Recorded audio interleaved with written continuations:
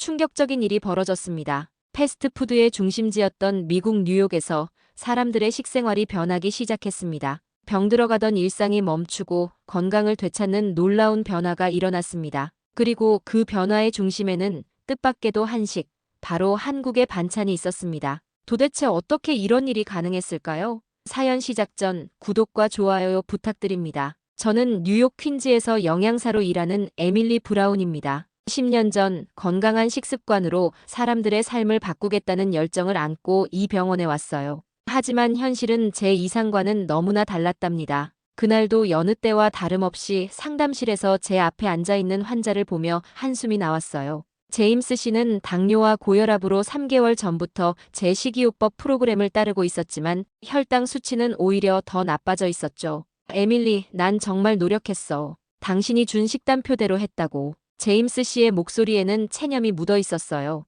저는 그의 식단 일지를 훑어보며 입술을 깨물었어요. 저탄수화물, 고단백질, 칼로리 계산까지 모든 것이 교과서적으로 완벽했어요. 하지만 결과는 달라지지 않았죠. 다시 한번 해봐요, 제임스 씨. 이번엔 채소 비중을 좀 더 늘려볼게요. 하지만 제 말이 공허하게 들리는 건 저도 마찬가지였어요. 몇 년째 반복되는 상황에 지쳐가고 있었으니까요. 병원 복도를 걸으며 생각했어요. 무엇이 문제일까? 왜 이렇게 많은 사람들이 건강한 식습관을 유지하기 어려워할까? 점심시간 병원 식당에서 샐러드를 집어들며 창밖을 바라봤어요. 건너편 패스트푸드점은 언제나 사람들로 북적였죠. 그들 중엔 우리 환자들도 있었어요. 아침에는 저에게 건강 상담을 받고 점심에는 버거와 감자튀김을 먹는 모습이 안타까웠지만 또 한편으로는 이해가 됐어요. 매일 같은 샐러드, 같은 닭가슴살, 같은 현미밥. 지루하고 맛없는 건강식에 누가 기꺼이 손을 뻗을까요? 저조차도 가끔은 그 패스트푸드점으로 발길이 향하곤 했으니까요. 병원 동료 마크가 옆자리에 앉았어요. 또 골똘히 생각 중이네. 무슨 고민이야? 환자들이 건강식을 지속하게 만드는 방법, 맛있으면서도 건강한 음식, 그런 게 존재할까? 마크는 웃으며 말했어요. 내 한국인 환자 앤디가 이상한 얘기를 하더라고. 퀸즈에 새로 생긴 반찬샵이라는 곳 때문에 혈압약을 줄였대. 뭔가 발효된 야채랑 나물 같은 걸 먹는데 그게 도움이 됐다나? 저는 코웃음을 쳤어요. 반찬? 그게 뭔데? 한국식 밑반찬이래. 김치 같은 거 알지? 그런 종류인가 봐. 김치라면 알았어요. 매운맛 때문에 호기심에 한번 먹어본 적이 있었거든요. 하지만 그것이 건강에 어떤 도움이 된다는 건 생각지도 못했어요. 다음 날 또 다른 환자인 리사가 상담 중에 말했어요. 선생님, 제가 요즘 한국 반찬 가게에서 음식을 사 먹는데 이상하게 소화도 잘 되고 몸이 가벼워요. 게다가 맛도 정말 좋아요. 일주일 새 3명의 환자가 비슷한 이야기를 했어요. 모두 그 반찬샵을 언급했죠. 호기심이 점점 커졌어요. 이게 단순한 우연인지 아니면 정말 뭔가 있는 건지. 금요일 퇴근길 발걸음이 자연스럽게 그 가게 쪽으로 향했어요. 화려한 간판도 요란한 광고도 없는 작은 가게였어요. 문을 열고 들어가자 낯선 향신료와 발효된 음식 냄새가 코를 찔렀어요. 처음엔 거부감이 들었지만 이상하게 식욕을 자극하는 향이었죠. 어서 오세요. 따뜻한 미소를 짓는 중년의 한국인 여성이 맞아주었어요. 유리 진열장 안에는 색색의 음식들이 가지런히 놓여 있었죠. 무엇부터 먹어봐야 할지, 그리고 정말 이런 음식이 건강에 도움이 될지. 의심과 기대가 교차하는 마음으로 저는 조심스럽게 물었어요. 반찬이 처음인데 추천해 주실 수 있을까요? 그때가 제 인생의 전환점이었어요. 처음이시라면 이것부터 드셔보세요. 가게 여사장님은 초록빛 나뭇잎으로 만든 음식을 작은 접시에 담아주었어요. 깻잎 무침이에요. 우리 몸에 좋은 오메가3가 풍부하죠. 저는 조심스럽게 포크로 집어 입에 넣었어요. 순간 입안에 퍼지는 향과 맛에 눈이 커졌어요. 깊고 복합적인 맛이 혀를 감싸 안았죠. 마늘과 깨, 간장의 조화가 어우러진 깻잎은 제가 지금까지 먹어본 어떤 샐러드와도 달랐어요. 이게 다 야채인가요? 놀라서 물었어요. 사장님은 웃으며 고개를 끄덕였어요. 네, 천연 재료만 사용해요. 다음은 이걸 드셔보세요. 하얀 도자기 그릇에 담긴 음식은 얇게 썬 오이가 붉은색 양념과 버무려져 있었어요. 오이소박이라고 했죠. 아삭한 식감과 상큼하면서도 매콤한 맛이 조화를 이루었어요. 미국에서 먹던 피클과는 차원이 달랐답니다. 이건 발효식품이에요. 우리 몸의 장내 미생물에 아주 좋죠. 여사장님의 설명에 저는 그저 고개만 끄덕였어요. 영양학을 전공했지만 이런 발효식품에 대해서는 깊이 배우지 않았거든요. 다음은 콩나물 무침이었어요. 단백질이 풍부하면서도 칼로리는 낮다고 했죠. 이어서 시금치나물, 도라지 무침, 취나물 하나같이 처음 보는 음식들이었지만 모두 놀랍도록 맛있었어요. 마지막으로 사장님은 작은 그릇에 빨간색 음식을 담아주었어요. 김치예요. 우리나라의 대표 발효식품이죠. 한 입 먹자마자 매운맛에 얼굴이 빨개졌지만 그 속에 숨은 단맛과 감칠맛은 중독성이 있었어요. 사장님은 웃으며 물을 건네주었죠. 이 모든 반찬들이 건강에 좋다고요? 물을 마시며 물었어요. 물론이죠. 우리 한국 사람들은 예로부터 약식 동원이라 해서 음식과 약은 근원이 같다고 생각해요. 특히 발효식품은 몸의 면역력을 높이고 소화를 돕죠. 젓갈류는 칼슘이 풍부해요. 나물류는 식이섬유가 많고 칼로리는 낮고. 사장님의 설명을 들으며 저는 점점 더 혼란스러워졌어요. 제가 병원에서 가르치는 영양학과는 접근 자체가 달랐거든요. 저희는 주로 칼로리와 탄수화물, 지방, 단백질의 양을 계산해요. 하지만 가게 사장님이 말하는 건 음식의 기와 성질이었죠. 이런 반찬들을 어떻게 만드나요? 궁금해서 물었어요. 사장님은 미소를 지으며 가게 뒤쪽을 가리켰어요. 그곳에는 할머니 한 분이 앉아 야채를 다듬고 계셨죠. 저희 어머니세요. 85세인데도 아직도 매일 반찬을 만드세요. 그 정성과 시간이 건강의 비결이죠. 집에 돌아와 그날 밤, 저는 구입한 여러 반찬들을 식탁에 펼쳐놓고 오랫동안 바라봤어요. 이 작은 반찬 하나하나에 담긴 영양소와 에너지 그리고 무엇보다 정성이 느껴졌죠. 과연 이게 우리 환자들에게 통할까? 의심이 들었어요. 미국인들은 이런 맛에 익숙하지 않을 테니까요. 특히 김치 같은 발효식품은 처음엔 냄새 때문에 거부감이 들 수도 있고요. 게다가 전통적인 서양 의학에서는 이런 동양의 식이요법을 인정하지 않는 경우도 많아요. 그럼에도 불구하고 그 맛과 사장님의 자신감 넘치는 설명이 계속 머릿속에 맴돌았어요. 무엇보다 이미 몇몇 환자들이 효과를 봤다고 한 말이 큰 동기가 되었어요. 다음 날 아침, 저는 다시 반찬샵을 찾았어요. 이번에는 더 자세히 알고 싶었거든요. 한국 반찬에 대해 더 알고 싶어요. 제 말에 사장님은 환하게 웃었어요. 잘 찾아오셨어요. 오늘은 시간이 있으신가요? 어머니께서 반찬 만드시는 걸 보여드릴게요. 가게 뒤편 작은 주방으로 안내받았어요. 그곳에서 사장님의 어머니, 박할머니는 아침부터 바쁘게 움직이고 계셨죠. 잔주름이 가득한 손으로 야채를 다듬고 양념을 버무리는 모습은 마치 예술가 같았어요. 이건 무말랭이에요. 물을 말려서 다시 불린 다음 양념하죠. 박할머니는 서툰 영어로 설명해 주셨어요. 겨울에 비타민 부족할 때 아주 좋아요. 저는 놀랐어요. 야채를 말려서 다시 요리한다고요? 그럼요. 한국은 사계절이 뚜렷해서 겨울엔 신선한 야채를 구하기 어려웠어요. 그래서 절이고 말리고 발효시키는 방법을 발전시켰죠. 이것이 우리 반찬 문화의 시작이에요. 박할머니는 계속해서 여러 반찬의 유래와 효능을 설명해 주셨어요. 도라지는 기침에 좋고 더덕은 폐 건강에 도움이 되며 취나물은 혈액순환을 촉진한다고 했죠. 매 설명마다 저는 깊이 고개를 끄덕였어요. 제가 배운 서양 영양학에도 비슷한 이론이 있었거든요. 하지만 한국에서는 그것을 수천 년 전부터 일상 음식에 적용해왔다는 게 놀라웠어요. 반찬은 그저 음식이 아니에요.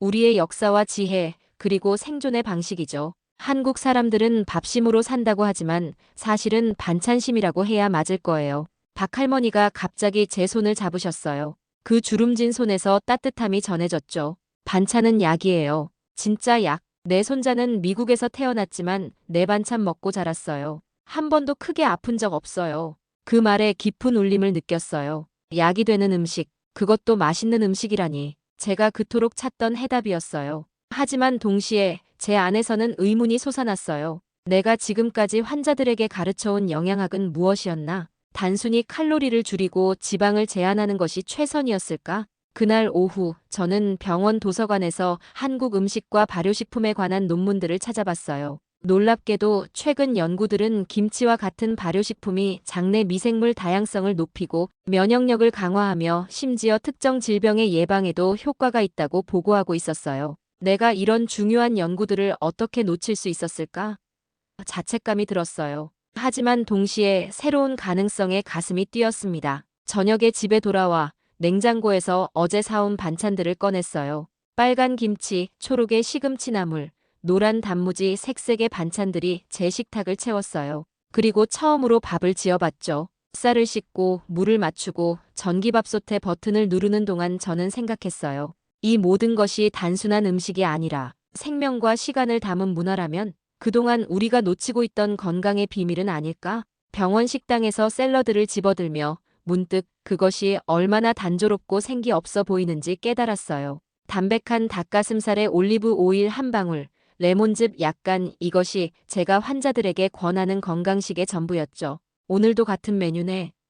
동료 마크가 옆에 앉으며 물었어요. 마크, 넌 우리가 환자들에게 정말 최선의 영양 상담을 하고 있다고 생각해? 마크는 의아한 표정을 지었어요. 물론이지. 우린 최신 영양학 지식을 바탕으로 과학적인 식단을 제공하잖아. 그래, 과학적이지. 하지만 지속 가능하고 맛도 있고, 그리고 정말 전체적인 건강을 고려하고 있는 걸까? 제 질문에 마크는 대답하지 못했어요. 저도 명확한 답을 가지고 있진 않았으니까요. 하지만 한 가지는 확실했어요. 제가 지금까지 알고 있던 칼로리 중심 영양학에는 한계가 있다는 것. 오후 환자 상담 시간, 저는 당뇨를 앓고 있는 마리아 씨에게 물었어요. 혹시 한국 음식 드셔보신 적 있나요? 김치 같은 거요? 딸아이가 좋아해서 가끔 사 먹어요. 매워서 저는 잘 못 먹어요.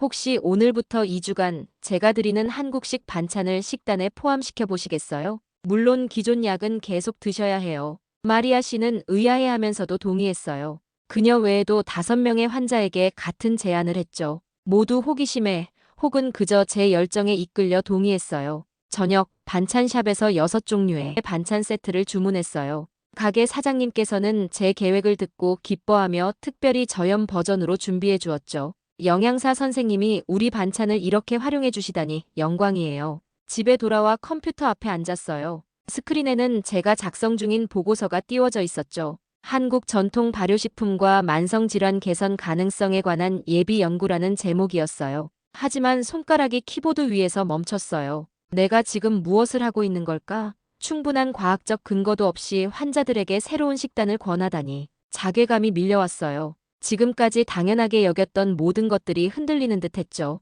어쩌면 내 전문성에 대한 자신감도 함께 말이에요. 전화벨이 울렸어요. 병원장실에서 온 전화였죠. 에밀리, 내일 아침 회의에 참석해 주길 바라네. 자네가 몇몇 환자들에게 승인되지 않은 식이요법을 권했다는 보고가 있어서 말이야. 전화를 끊고 창밖을 바라봤어요. 뉴욕의 밤하늘에는 별이 보이지 않았지만 제 마음속에는 작은 불빛 하나가 켜지고 있었어요. 내가 옳다는 걸 어떻게 증명할 수 있을까? 노트북을 다시 열고 검색을 시작했어요. 한국 전통식품에 관한 연구 논문들, 발효식품과 장내 미생물의 연관성, 동양의학의 식이요법 밤새도록 공부했어요. 아침이 밝아올 무렵 저는 결심했어요. 과학적 근거를 모으고 데이터를 수집하고 그것을 바탕으로 제 가설을 증명할 거예요. 단순한 호기심이나 일시적인 매료가 아닌 체계적인 접근이 필요했죠. 그리고 무엇보다 제 환자들의 건강이 진정으로 나아진다면 그것이야말로 가장 강력한 증거가 될 테니까요. 병원장 로버트 박사의 소환을 받은 날 가슴이 두근거렸어요. 회의실에는 이사회 멤버들과 내과 과장이 모여 있었죠. 승인되지 않은 식이요법을 처방했다는 이유로 제가 소환된 거였죠. 침착하게 준비해온 자료를 펼쳤어요. 한국식품연구원의 김치 연구 결과부터 하버드 대학에서 진행한 발효식품 연구까지 과학적 근거를 제시했습니다. 내과 과장인 챔 박사는 자료를 훑어보며 흥미롭다고 평가했지만 대부분 동양인 대상이라 우리 환자들에게 적용 가능한지 의문을 제기했어요. 그래서 제안했습니다. 소규모로 시작하자고요. 자원자 환자들만을 대상으로 기존 치료와 병행하면서요. K반찬 다이어트 프로그램이라 명명했고 6주간 진행되며 환자들에게 5가지 한국 전통 반찬을 추가하는 방식이었죠. 저염, 저당 버전으로 제공하고 건강 지표를 매주 점검하기로 했어요. 이사회의 반응은 냉담했어요. 한 멤버는 한류 마케팅인가? 라며 비웃었죠. 하지만 저는 굴하지 않고 문화적 접근법의 중요성을 강조했습니다. 한국 식문화가 단순한 영양 공급을 넘어 예방의학적 측면을 가지고 있다고요. 결국 10명의 자원자로 시작하라는 조건부 승인을 받았어요. 부작용이 보고되면 즉시 중단하고 한 달 후 중간 보고를 해야 했죠. 그날 오후 바로 반찬샵을 찾아갔어요. 사장님께 제 계획을 설명하고 환자별 맞춤형 반찬을 부탁드렸죠. 그들은 기쁘게 동의해 주셨어요. 프로그램은 곧 시작되었습니다. 첫 주는 적응기였어요. 환자들은 낯선 맛에 당황했고 몇몇은 속이 더부룩하다고 호소했죠. 하지만 둘째 주부터 변화가 시작되었어요. 마리아는 혈당이 안정되기 시작했다고 했고 다른 환자들도 변비가 줄었다, 소화가 잘 된다, 잠이 더 잘 온다 등 긍정적인 반응을 보였어요. 무엇보다 놀라운 건 환자들이 이 새로운 식단에 잘 적응하고 있다는 점이었죠. 매일 같은 샐러드는 지겨웠는데 이 반찬들은 맛이 다양해서 좋아요라는 말을 들을 때마다 가슴이 뿌듯했어요. 물론 순탄치만은 않았어요. 병원 내 다른 영양사들은 의심의 눈초리를 보냈고 일부 의사들은 민간요법에 불과하다며 비웃었죠. 하지만 흔들리지 않았어요. 데이터가 증명해 줄 테니까요. 3주 차에 마리아의 인슐린 투여량이 10% 감소했고 다른 환자들도 유사한 개선을 보였어요. 한 달 차 중간 보고 때는 자신감 있게 첫 달의 데이터를 제시했습니다. 평균 혈당 수치 5% 감소, 체중 2.3% 감량, 그리고 환자 만족도 87%라는 결과였죠. 이 프로젝트는 이제 시작에 불과했어요. 첸 박사는 동서양 의학 융합의 가능성을 언급했고 저는 그의 말에 희망을 품었습니다. 한국 반찬의 힘은 이제 막 드러나기 시작했으니까요. 프로그램이 성공적으로 진행되던 5주 차 예상치 못한 문제가 발생했어요. 병원 급식 납품업체인 헬시초이스의 대표 스티븐이 로버트 병원장실에 찾아온 것이었죠. 에밀리 씨, 당신의 프로그램이 우리 계약을 위반하고 있다는 사실 알고 계셨나요? 당황스러웠어요. 스티븐은 10년간 병원에 식재료를 공급해온 업체의 대표였고 병원 이사회와도 친분이 두터웠거든요. 저희 계약서에는 병원 내 모든 식이 프로그램은 헬시초이스의 식재료만 사용해야 한다고 명시되어 있습니다. 그런데 외부 음식점에서 반찬을 가져와 환자들에게 제공하고 있다고요? 로버트 병원장은 난처한 표정이었어요. 스티븐 말이 맞아. 계약 조항을 확인해봤네. 집으로 돌아오는 길, 머릿속이 복잡했어요. 이대로 프로그램이 중단된다면 지금까지의 노력이 물거품이 될 테고 무엇보다 좋아지고 있는 환자들의 상태가 걱정됐죠. 다음 날 더 충격적인 소식이 들려왔어요. 경쟁 병원에서도 한국식 건강식단 프로그램을 발표한 것이었죠. 그들은 심지어 제 연구 데이터와 유사한 내용을 인용하고 있었어요. 누군가 정보를 유출했어요. 첸 박사가 분노했어요. 조사 결과 스티븐의 회사가 메트로 메디컬과도 계약을 맺고 있었고 그를 통해 정보가 새나간 것으로 밝혀졌어요. 위기 대응 회의가 소집되었습니다. 저는 과감한 제안을 했어요. 헬시초이스와 협력하는 건 어떨까요? 그들에게 한국 반찬 레시피를 제공하고 품질 관리는 제가 직접 담당하는 방식으로요. 스티븐을 설득하기 위해 직접 만났어요. 처음엔 거부감을 보였지만 환자들의 건강 개선 데이터와 잠재적 시장성을 보여주자 관심을 보이기 시작했죠. 한국 식품 시장이 빠르게 성장하고 있어요. 이 프로그램이 성공한다면 다른 병원으로도 확장할 수 있을 거예요. 우리가 함께하면 모두가 윈윈할 수 있습니다. 일주일간의 협상 끝에 헬시초이스는 한국 식품 전문가를 고용하고 박할머니의 자문을 받아 표준화된 반찬을 생산하기로 합의했어요. 병원은 독점 계약을 통해 첫 1년간 프로그램 운영권을 보장받았죠. 위기는 오히려 기회가 되었어요. 이제 헬시초이스의 생산 시스템을 통해 더 많은 환자에게 양질의 반찬을 제공할 수 있게 되었고 병원 내 반발도 줄어들었으니까요. 위기를 넘어선 프로그램은 더욱 단단해졌고 진정한 변화의 시작이 됐습니다. 프로그램이 시작되고 몇 달 후 병원 1층에 위치한 건강식 센터는 이제 환자들로 북적였죠. 처음 10명으로 시작했던 시범 사업은 이제 50명 이상의 환자가 참여하는 정식 프로그램이 되었어요. 에밀리, 믿을 수 없어요. 제 당 수치가 정상으로 떨어졌어요.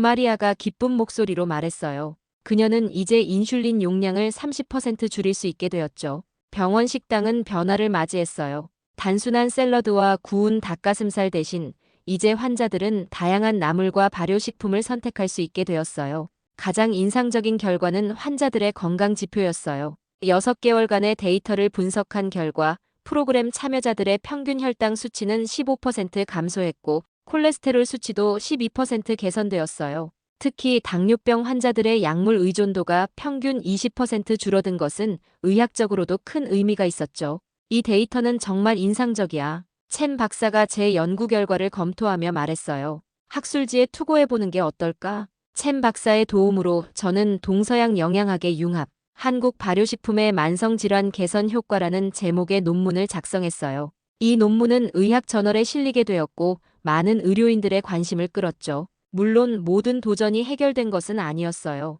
여전히 이상한 외국 음식이라며 의심하는 환자들도 있었고 반찬의 맛에 적응하지 못하는 사람들도 있었죠. 하지만 대부분은 점차 이 새로운 식단의 매력에 빠져들었어요. 그레그와 함께 코리안 헬스 키친이라는 프로그램을 개발하기 시작했어요. 환자들이 병원에서만이 아니라 집에서도 건강한 반찬을 만들 수 있도록 요리 교실을 여는 거였죠. 매주 토요일 병원 식당은 요리 교실로 변신했고 환자들은 김 사장님께 직접 반찬 만드는 법을 배웠어요.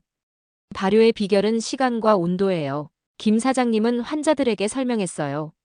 그리고 무엇보다 중요한 건 정성이죠. 환자들은 단순히 음식을 먹는 것을 넘어 이제 자신의 건강을 위한 적극적인 참여자가 되었어요. 그들은 식재료를 고르고 요리하고 그 과정에서 자신의 몸에 대해 더 깊이 이해하게 되었죠. 어느 날 마리아가 손수 만든 깻잎 장아찌를 들고 왔어요. 제가 직접 만들었어요. 이제 제 가족 모두가 한국 반찬을 좋아해요. 그녀의 말에 가슴이 뭉클했어요. 이것이 진정한 변화였으니까요. 단순한 식단 프로그램을 넘어 사람들의 생활 방식과 건강에 대한 인식이 바뀌고 있었어요. 로버트 병원장은 이제 이 프로그램의 강력한 지지자가 되었고 다른 부서에도 유사한 문화융합적 접근법을 권장하기 시작했죠. 에밀리, 당신이 증명해냈어. 로버트 병원장이 말했어요. 때로는 전통적 지혜가 현대의학에 새로운 통찰을 줄 수 있다는 걸 말이야. 그의 말에 고개를 끄덕였어요. 한국 반찬은 단순한 음식이 아니었어요. 그것은 생명을 살리는 문화였으니까요.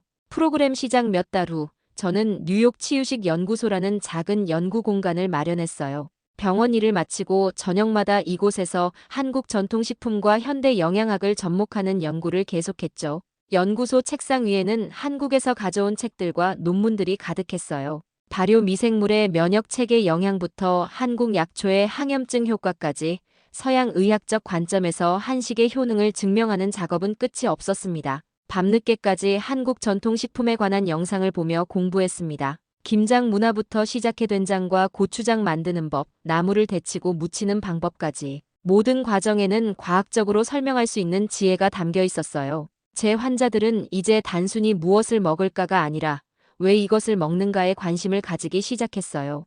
음식에 대한 인식이 근본적으로 변화한 거죠. 병원 식당에서도 한식 코너는 항상 사람들로 붐볐습니다. 서재에 앉아 논문을 쓰며 생각했어요. 얼마나 먼 길을 왔는지 실감이 났습니다. 무력감을 느끼던 평범한 영양사에서 이제는 동서양 식문화의 가교 역할을 하는 사람이 되었으니까요. 저녁 식사 시간 밥과 반찬으로 차린 식탁에 앉아 생각했어요. 이 단순해 보이는 반찬들에 담긴 지혜는 수천 년의 역사를 가지고 있구나. 한국의 반찬 문화는 제게 단순한 음식이 아닌 삶의 철학을 가르쳐 주었어요. 정성, 조화, 그리고 지속 가능성. 세계 어디에도 한국 식문화만큼 건강과 맛, 그리고 지혜가 완벽하게 조화된 식문화는 없다고 확신해요. 앞으로도 더 많은 환자들에게 한식의 가치를 알리고 동서양의 지혜를 연결하는 다리 역할을 하는 것, 그것이 제가 가야 할 길이라고 믿고 있습니다. 오늘 사연 어떻게 보셨나요? 우리의 음식 문화가 단순히 맛있는 것을 넘어 진정한 건강과 삶의 지혜를 품고 있다는 사실을 알려준 사연이었습니다. 오늘 사연에 대한 여러분의 생각을 댓글로 남겨주세요. 귀한 시간 내주셔서 감사합니다. 지금까지 감동 신호등이었습니다.